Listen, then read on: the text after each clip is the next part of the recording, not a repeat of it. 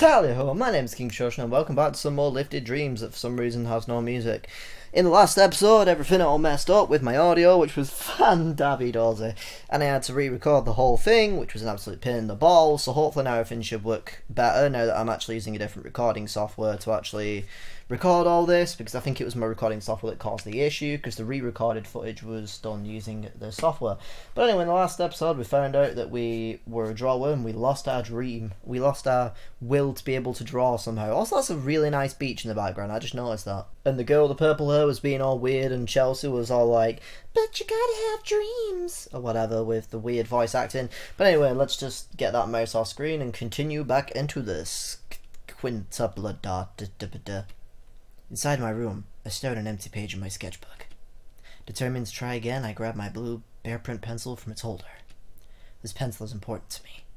I use it whenever I want to draw something important when I'm in my room, but I couldn't say why. I'm pretty sure that I'm not the one who bought it. Did someone give this to me as a gift? Despite being disappointed with myself for forgetting about something like that, I continue using it. As I raise my right hand, and that's really weird to listen to, I sketch the first stroke in my spacious sketchbook. Upon making it the third stroke, an empty and distressing feeling holds my arm back. I already know where this is going. Even with 3 strokes, I can already imagine the malformed finished product. I disappointedly drop the pencil on the table, it made it sound like it snapped, and cover my face with my sweaty palms. These weak palms are heavy, Mom's spaghetti, as I silently weep into my spaghetti. While feeling down, my mind drifts to Chelsea. How can I possibly save her if I can't even save myself? Coerced by the thought, I start thinking logically, even in the face of sorrow. This music is weird. Chelsea's dream is to become a singer, so she lost her voice. My dream is to become an artist, so I've lost my ability to draw. Then Faye's dream is to become an author, so she must have lost the ability to write. I know I've got it mostly right, but something about it still feels off. I know that Faye must have caused this, but how? Does Faye's loss have anything to do with us also losing our talents? This won't do. I don't know if Chelsea's emotionally stable right now, but I'll try to send her a message anyway. As I open the message log, the last message I've received caught my attention. It's the latest message that I received from Faye, but the one that she sent me yesterday. Forgetting about texting Chelsea, I read it again in hope that I might find a clue. The paroxysm of anguish devours my benevolence, yet your spirit seems vigorous. Enshrouding myself in a curtain that's impassable. Wait a minute. Without even trying to decipher the meaning behind her words, I realize something significant as I read the message. Faye can still write? I'm not mistaken. This is definitely her writing style. The abstract verbosity easily tells me that she couldn't just copy and paste it from some other source. This can only mean one thing. She didn't lose her talent for writing. What's going on? As I'm puzzled by my discovery, I continue and read the next line of her message. Hey, have you heard about those people losing their dreams like it's mass hysteria? I search through the sentence looking for something meaningful. Triple dot. 6 double dot. Mass hysteria? As the phrase piques my interest, I instantly grab the laptop I placed in the back inside of my table's drawer and placed on top of my sketchbook. As soon as it boots up, I type mass hysteria into the search engine and click on a trusted source. I read the definition. Mass hysteria is a mild mental condition in which a large group of people exhibit the same mental and emotional state, usually in a violent manner. It's a type of sociogenic illness, the rapid spread of symptoms among members belonging to the same group, originating from a nervous system disturbance involving excessive excitation, loss, or alteration in and of one's environment. After I read the definition, I proceed to look at the different types of mass hysteria and focus on the one most relevant to our situation. Mass emotional hysteria is the tendency of 2 or more individuals to emotionally converge. It can occur in any age group, although it is rare in any except adolescence and childhood. Prior several emotional disturbances are normally the cause. I don't know if I read that right. In the early days of the mental illness, no changes can be observed, and it gradually progresses. The subject will feel the need to express one's irritation, usually towards the cause. Triple dot. I read through and learn that there were cases exactly like ours before. Cases where people lost the talents that were essential for their dreams to come true. It said that the source was likely someone who consciously despised their own dream, causing it to be buried deep inside of their heart. There are also a lot of stories of neglected, pitiful dreamers who turned apathetic because of the general population believing that such a matter was trivial. Then finally, I reached the part where it states the remedy. Due to the fact that emotional hysteria is caused by a mildly traumatic emotional disturbance, the mental illness can easily be cured by providing emotional support or determining the cause and addressing it. Specifically in the case of adolescents, the problem can be fixed by drugs. I knew it. God, right, let's go get some drugs. 6 tuplet dot. 9 tuplet dot. What? A shockwave hits me as I read the cure. This is unbelievable. What's the cure? Apart from a pretty good band. Triple dot. 6 tuplet dot. 9 tuplet dot. It's already 7 PM. I head straight to the park alone, still carrying my notebook and pencil, after discovering the cure to this strange phenomenon and devising a plan. I'm not exactly convinced about the cure, so I'm hesitant to actually believe and execute it. But I just have to do it. I have no choice. I've already decided that I'll do this and take our dreams back. I'm gonna listen to Justin Bieber. I already have a plan in mind, but there's one more thing that I have to decide first. Which album should I listen to? I can't say both of them simultaneously, so I take my cell phone out of my pocket and decide who to call first. You know, I don't know. Faye's kind of weird, and I like Faye, but at the same time, I kind of do like Chelsea. I don't know. Plus, I'm sure they said that him and Faye grew distant, whereas him and Chelsea are still close, so I'm gonna call Chelsea. I choose to call Chelsea, thinking that she must be the one who's hurting the most right now. Move, mouse! Of course, I'm also hurt, but I'm the only man involved. I should act like one and save them both. With Faye's distance, I've become more familiar with Chelsea. Exactly! It's only natural I'd want to save her first. After the phone rings a couple of times, Chelsea picks up and I ask her to meet me at the playground. Can we make the ship name of Jeffsy? Oh, Chef. My name's Chef! She arrives shortly after we hung up. She looks troubled. She must be thinking about what happened here earlier with Faye. Why did you ask me to come here? Because I wanted to! Chelsea. I raised my voice in a determined manner. Yes? She's startled by my behavior, so I continue with a gentler tone. Chelsea. I know we've been friends since childhood, but I don't think we should stay this way. I have to tell you something. Huh? At a time like this? What is it? Her face starts to turn red as if she already knows what I'm gonna say. I love you. I don't know where any of this came from. I have to save them by showing them emotional support, so suddenly I'm in love with them. What? How does that make any sense? I shout at the top of my lungs. Ah, no. If I did that, I'd get in trouble. Huh? I was actually going to say that then. She's in shock. And so am I. But I've decided to do this. Would you like to watch a Justin Bieber concert with me? It's the cure, after all. It might sound like a bad joke, but this is supposedly the easiest way to get our talents back. My fingers looked really red for a second then, and I thought when I scratched my head that maybe I cut my head or something weird. That was really strange. It might sound like a bad joke, but this is supposedly the easiest way to get our talents back, even though I think I already read that, so that our dreams may once again come true. According to my research, providing emotional support is the easiest way to cure hysteria. But in the case of teenagers who are in the moody and rebellious stage, familial love is deemed highly ineffective. The best cure... Oh, okay, I just saw the bottom word and freaked out for a second then. The best cure is romantic love with the opposite or their preferred sex. But, I thought you said that love isn't a priority until you can make your dream come true? Well, then you can share the dream with the other person and make it come true together. We've been through this before, Chelsea. God damn. That's true. But now that our dreams are in danger of never coming true, we both need someone to support us. I'm surprised at how calm I am. Inwardly, I feel foolish. Okay, but... Are you at least gonna return what I said, or am I in the friend zone? Do you remember, Chelsea? I interrupt. I didn't interrupt anything, she kinda just stopped talking. Huh? Do you remember what happened when I was sick last month?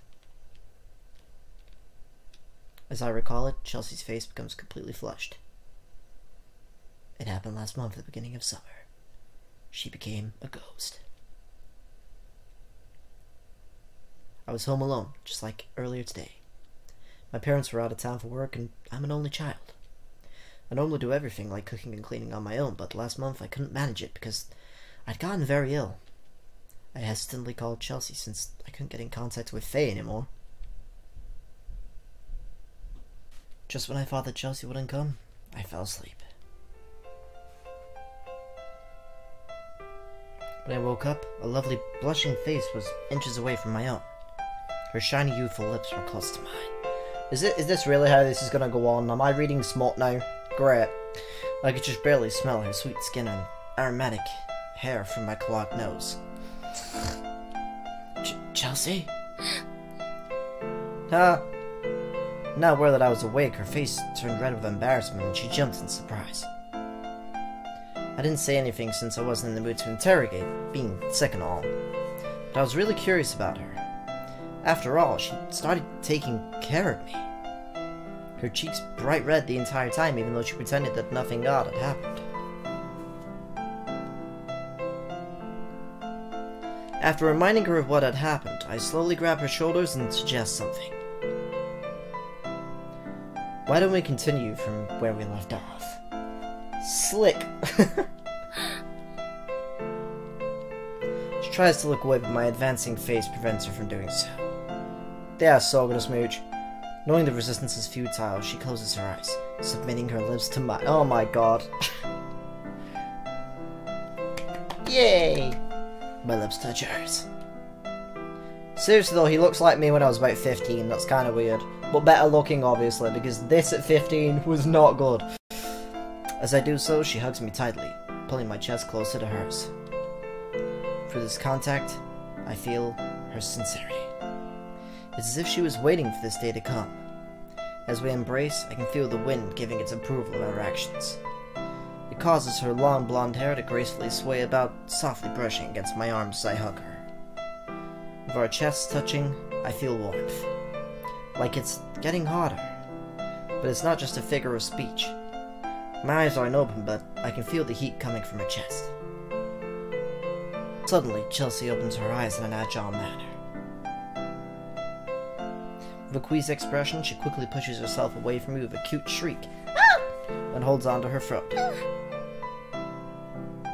That's the exact sound that I just did. She looks like she might be feeling nauseous and looks at me with confused eyes, quickly running away. Her blonde hair swings around violently. She shrieks out of sight. Swings around violently. At the moment, I'm certain that my plan will work. The warmth that I felt from her chest and her shout being so soothing to the ears is a sure sign that her singing voice has returned. The feeling of relief flows through me. As a smile breaks onto from my face, I grab my pencil and a small notebook from inside my pocket. As if in celebration, I gracefully start to move my right hand across the empty page of the notebook. But as soon as I do, a menacing feeling boils up within me. Despite that, I continue. As my strokes gradually become fewer and weaker, I wake up from the blind relief that I'm feeling.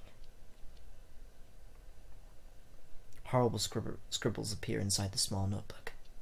Then I realize something. Oh. That's right. I see. I look up to the cloudy night sky above me. You really can't cheat love. You son of a gun, he doesn't like her! I smirk and frustratedly glance around my dark surroundings. Just like in the darkness of my nightmare, I've done nothing to bring light. I did something wrong to Chelsea, and I know she realizes what I did wasn't sincere. Merely a pretension. I only did it for our dreams. I can only hope that she understands. After all, I've gotten what I deserve for playing with her heart. As I blankly stare into the darkness, I notice long hair with purple hair ties swaying before it quickly vanishes. I ignore it and return home. It was fair. Done, done, done. The crickets start to chirp as the night grows darker. I'm laying on my bed, staring at the ceiling, feeling an ever-growing and familiar emotion. I still feel empty, but I'm calmer than before. The gravitational pull of my bed gets stronger, causing me to give into it. The darkness swallows me. Yet suddenly, there's a calming, blindingly bright light. A girl with a queasy, flushed face stands in front of me. I scratch my head and smile wryly.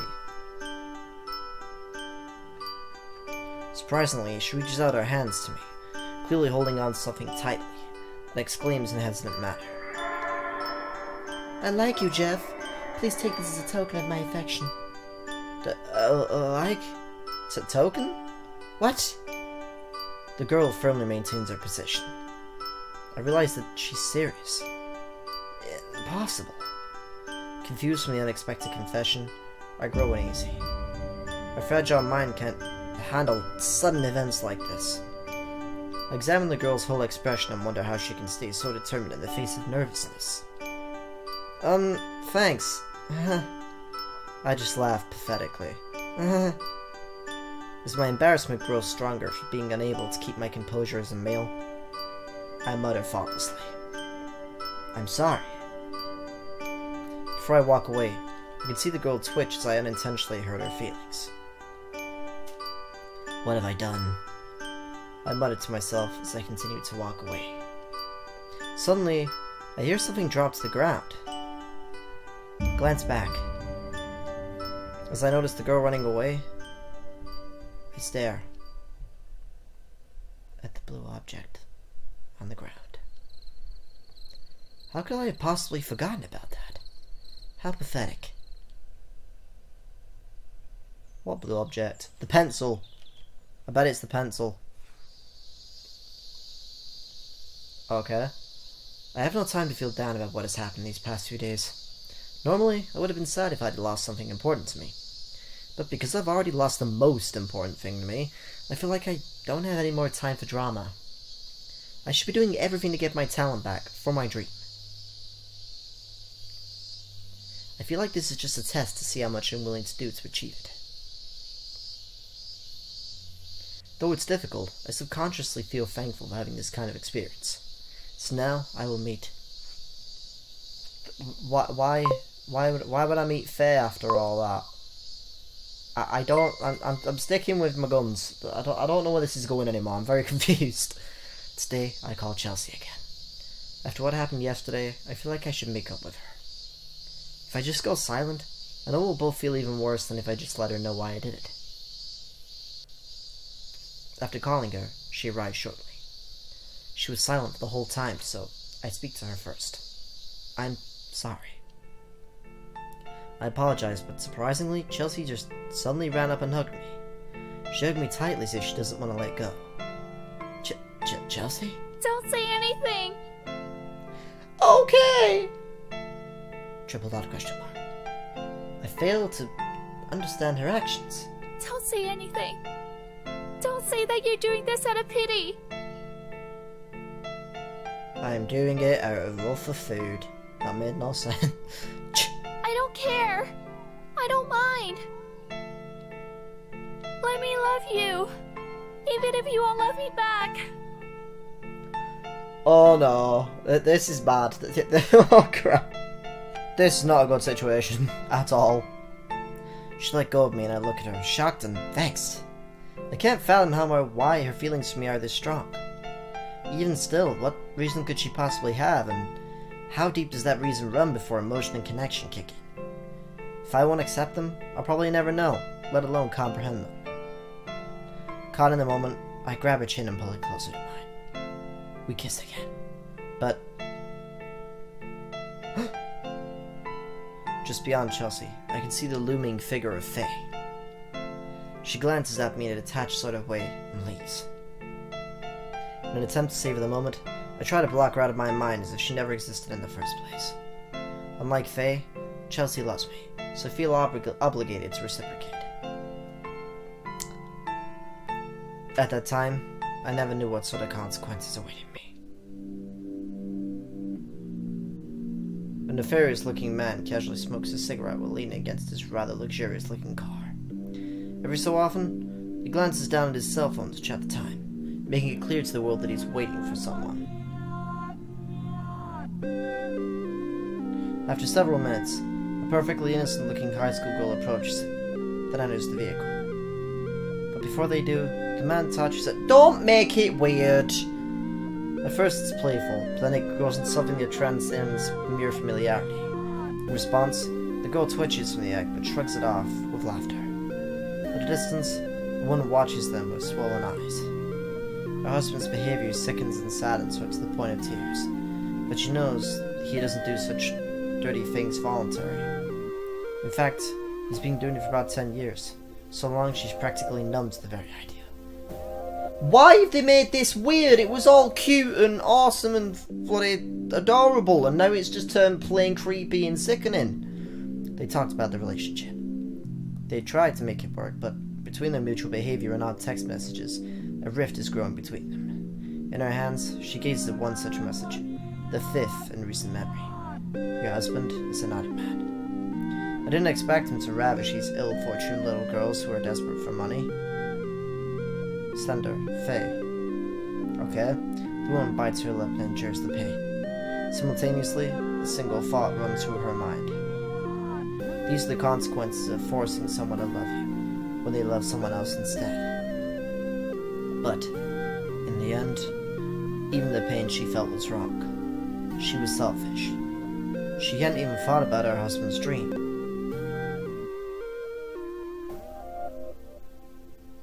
His dream that will never, ever come true. Was he the guy? What? Is that... What? How does any of that make any sense? What just happened? I went with the logic of, oh, there's the 2 girls and you have to pick one. But him and Faye had become really distant and she never spoke to him anymore. They didn't see each other. They weren't really friends anymore that much. Whereas him and Chelsea still hung out like every single day and were like the best of friends. So I thought that's the better option. So because I picked that option, he turns into some weird kind of creepy pervert who like stalks younger girls. What? Where did that come from? How did that happen? My brain hurts. My brain hurts. Luckily for me though, I didn't actually save my game, so I'm actually going to reload that and see if I can play through the Faye side of the story, just to see what happens. Call Faye. I nearly pressed Chelsea then by accident. I choose to call Faye. Given the scope and nature of our problem, I think it can only be solved by heading directly to the source. Chelsea may be the one in need of emotional support right now, but I don't think I have it in me. I can barely understand our problem, but I know that Faye's research and experience could come in handy. That is, if I can even convince her to talk. I ignore my pain for now. Once I have solved all of this, everyone's pain will inevitably fade away. After the phone rings a couple of times, Faye picks up and I ask her to meet me at the playground. Before I can hang up, a voice calls me. Jeff. Jeff! I glance back. Faye? Surprisingly, Faye is already here, but still holding her phone near her right ear.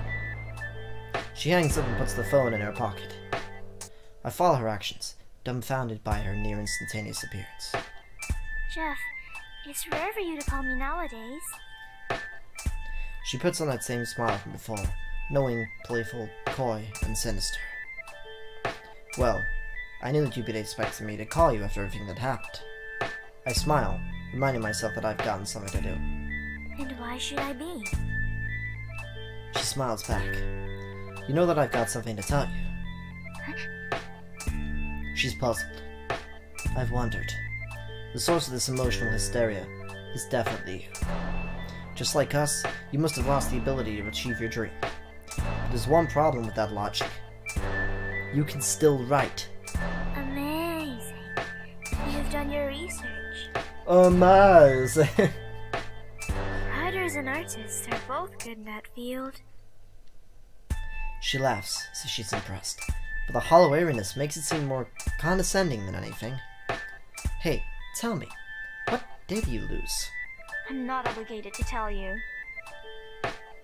I figured as much, but even if you won't tell me, I have something in my own to tell you. As I say those words, I start doing something that I have planned. I slowly walk towards Faye.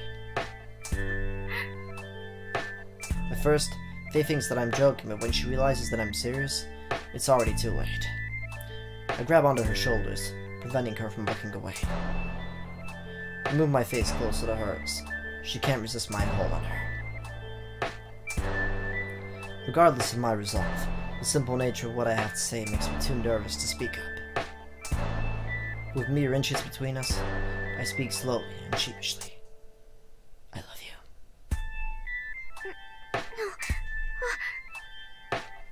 Before she can finish complaining, my lips touch hers, causing them to close. She can't believe the situation. She's in shock, and so am I. But I've decided to do this. It might sound like a bad joke, but this is supposedly the easiest way to get our talents back, so our dreams may once again come true. According to my research, providing emotional support is the easiest way to cure hysteria. But in the case of teenagers who are in their moody and rebellious stage, familial love is deemed highly ineffective. The best cure is romantic love with the opposite or the preferred sex. I hug her tightly, and feel her voluptuous bosom as it presses against my chest. Although she resists, red slowly blooms on the canvas of her pale cheeks.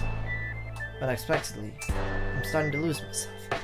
Contrary to her cold attitude these days, her lips are soft, warm, and sweet.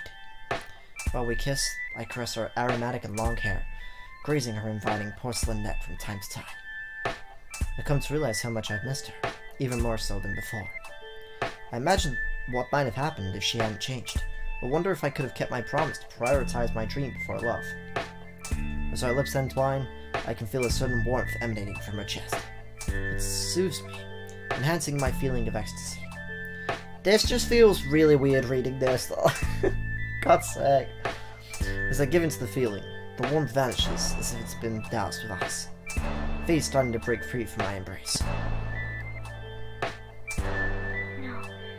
No, this can't be happening.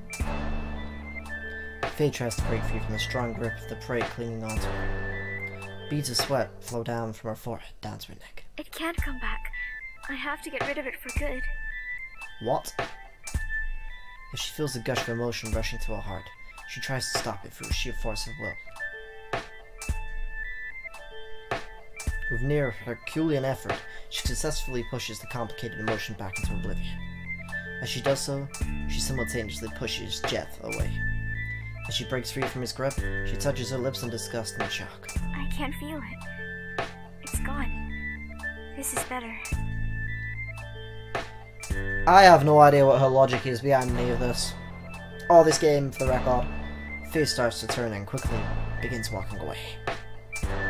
Faye! The previously speechless male shouts in a sad and desperate way. Faye pays no attention to the boy as she continues to walk and left words that are incomprehensible to him. You understood nothing at all. Jon Snow. Why? Jeff muttered to himself, feeling dejected for being so optimistic. During that moment, he felt nothing bright. Indeed, he felt romantic, but it was just that. The girl was probably too numb to feel anything short of irritation. But those words at last uttered by Faye were true.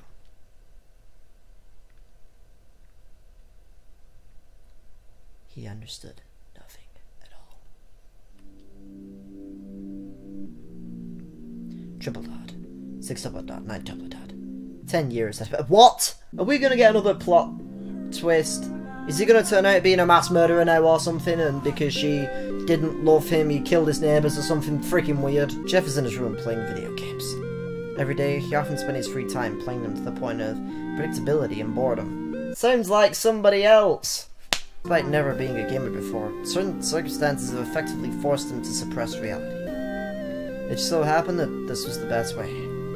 He simply can't bring himself to look at his sketches. Every time he tries to see one, his head hurts. It hurts so much that sometimes it makes him vomit. He felt so bad about himself not being able to do something 10 years ago. He wasn't able to save them. Right now, the girls are doing their own thing, not saying a word to anyone involved in the hysteria. The two girls are now severe loners. One is infamous for her once lovely singing voice turning into something incomprehensibly, indescribably bad. The other, meanwhile, is known solely for a cold and hateful personality. Jeff felt so guilty. Though he's made efforts to make amends, his inability to do anything deep or genuine prevent results from being achieved. Even still, he can't help himself, and so he continues such futile gestures. He stops. Glancing around the room, the male looks for something small and sharp, yet it doesn't identify it by either of those features. Instead, he takes note of how light glistens on the blade, and that light consumes every ounce of his being. He's gonna kill himself, isn't he? Calmly, he touched the skin of his wrist. Then he pulled back momentarily and went again. Only deeper than before. As if addicted, he continued the process for what felt like eons. Jeff's sanity is slowly but surely ebbing away. How pathetic. Right! I'm desperately clinging on to straws here, or whatever, clutching at straws, but I'm hoping that doing the original way that I did it, but then choosing Faye instead, will hopefully fix the entire goddamn thing.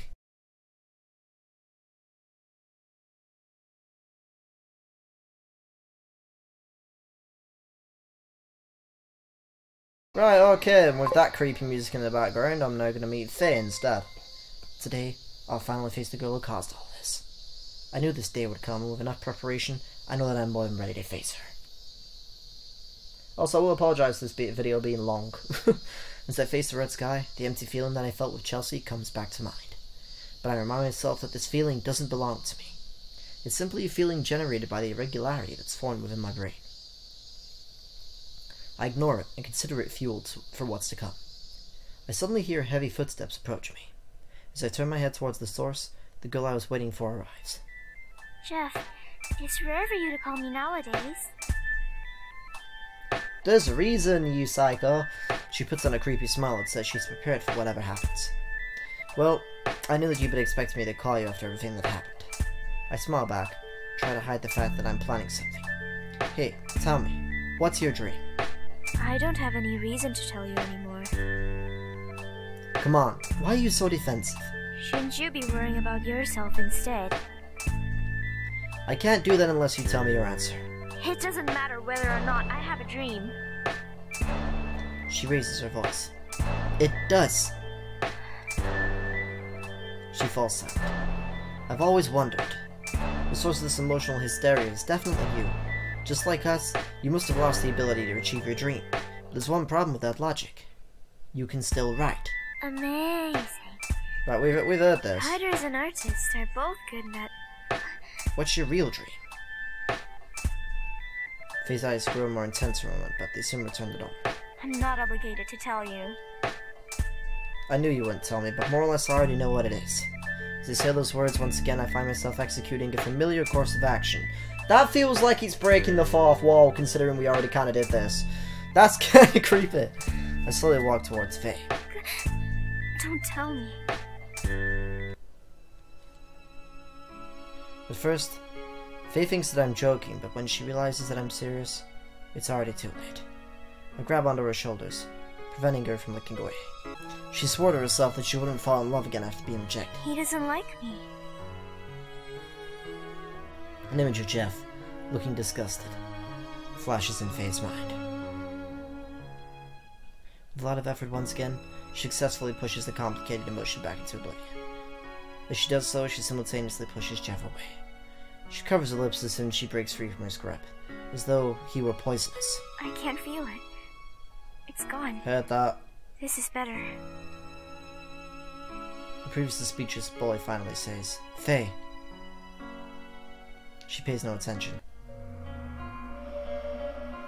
I know how you feel. His words cause her to stop walking. She shoots him a glance. You love me and you're consciously getting rid of it. I'm your dream. I don't know what you're talking about. Faye tries to deny it. But that's so wrong. You shouldn't do that. You lose your ability to love anyone or anything. You come to hate writing. Hatred will dominate your world. I don't care about that. Love is just painful. Don't say that. He raises his voice and gulps before he continues. I love you. Liar! You don't love me. You're just saying that to get your dream back. Partially true. You're disgusted by my strangeness. Disgusted enough that it makes you want to walk away. Just like that time. Faye continues talking about the day she confessed to him 2 years ago. It was a day that was very painful to her. At least it's painful enough to make her get rid of it and forget about everything. Everything. Except for that day. I'm sorry for being a coward. But it's true. I love you. You haven't even said anything to me for these past 2 years. I'm sorry about that too. I guess I was too embarrassed about not being able to answer the girl that I've liked since the first time that I met her, and I blocked it out. Nonsense! I don't believe you. These past few years, you've clearly liked Chelsea. I tried, but he turned into a creepy pervert who was hitting on teenage girls, so that didn't work out. You're a playboy despite being a coward. You're pathetic. You even kissed her. That's true. Oops. That hurts. I'm sorry that you had to see that. He masks his embarrassment with a laugh. As he speaks, he puts his right hand inside of his pocket. He grabs what he was looking for and extends it to Faye. The pencil. Here. He gives something to Faye. That's... Faye's eyes widen and she stutters, struggling to believe what she sees. That's the blue pencil. Yeah. You were trying to give him this bear print pencil that time. Faye brings her hands to her mouth and tears begin to flow out from her eyes. Her once angry voice disappears. So you picked it up. Yes, I did. He answers gently. Even though I just did. And you've kept it this whole time. Yes, I did. He repeats his words, knowing that his feelings are the only thing that matters. Why? You ran away at that time. I was a coward. I said that I prioritized my dreams first, but maybe I was just scared of falling in love. Scared that maybe I'd love you so much that I'd forget about my dream. Yeah, it's just pathetic. But I know for sure that since the very first time I saw you, I've been captivated. That's... Faye covers her face with her hands, trying to hold back her tears, even though the picture states that she's already clearly crying. She's clearly confused, unsure as to whether or not she should be happy or angry with her misunderstanding and the things it's caused. She did something awful without knowing the full truth. Naturally, she feels the weight of guilt starting to set in. I guess I didn't do enough research about you. I'm sorry. Her tears start to ebb like waterfalls. It's not entirely your fault. I'm also to blame. You don't have to suffer alone. You were hysteric. You weren't yourself. Jeff extends his arms and lets Faye lean against his chest. You don't have to hold back now. You can rely on me. I'm here for you.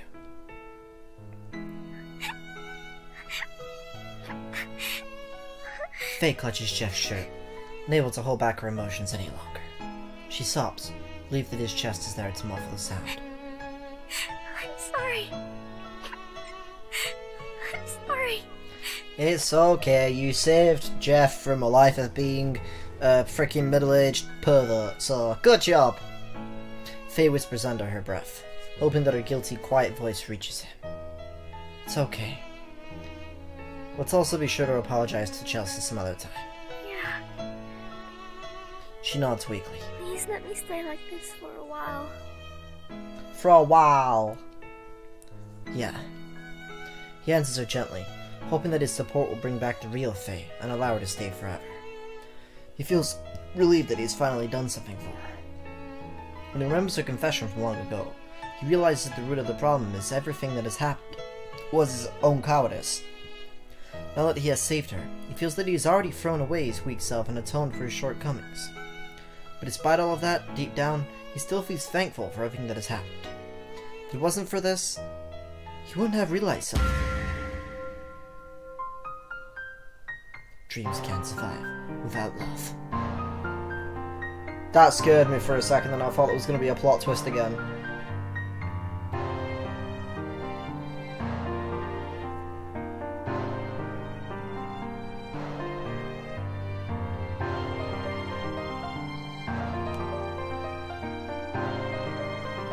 Is this just going to keep zooming in, or is...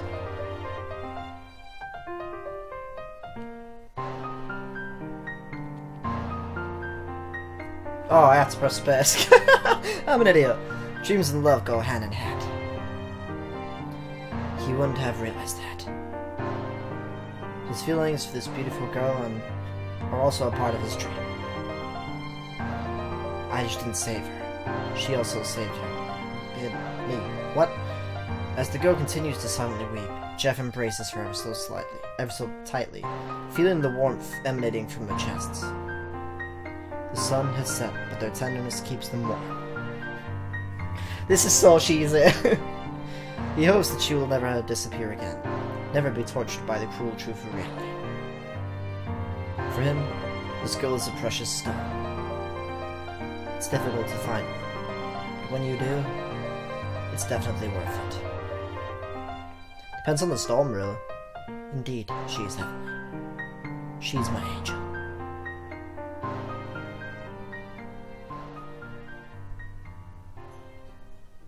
Lifted Dreams wallpaper. Because reasons. Is this meant to be like credits or something? Oh, there's more. Okay, I thought that was it. The gentle, early sunlight streams down on the girl's hung head as she leans by the chains of the peaceful playground's wake. Since that day, she's been going there, humming lonely tunes all by herself. Sometimes tears build up in her eyes while she hums. But today, they continue flowing down her cheeks because she was reminded of something that she witnessed that she doesn't want to remember. Blood. She was called here. Thinking that they'd be here soon, she quickly wipes her tears away with her hands. Oh, Chelsea, did we make you wait long? Oh, right, I thought we were back at the beginning for a second then. A boy asks her. The happy couple is already standing in front of her. She glances at both of them with a glint of sadness in her eyes, then quickly smiles. It's okay. I come here every morning. It's indeed a bright smile. Chelsea, we're planning on making a visual novel. Is this gonna break the fourth wall?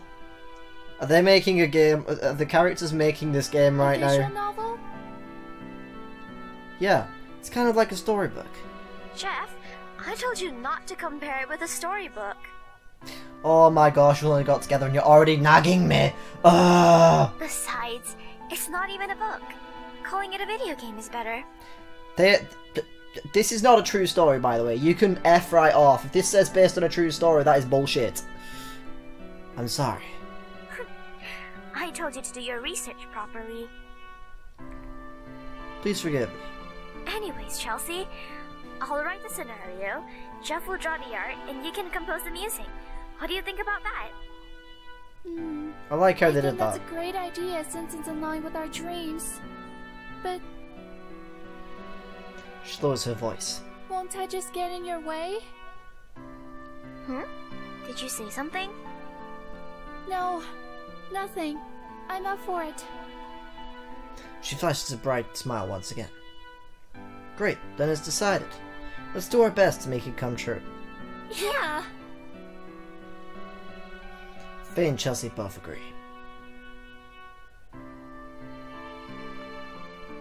The newly formed team started planning right away.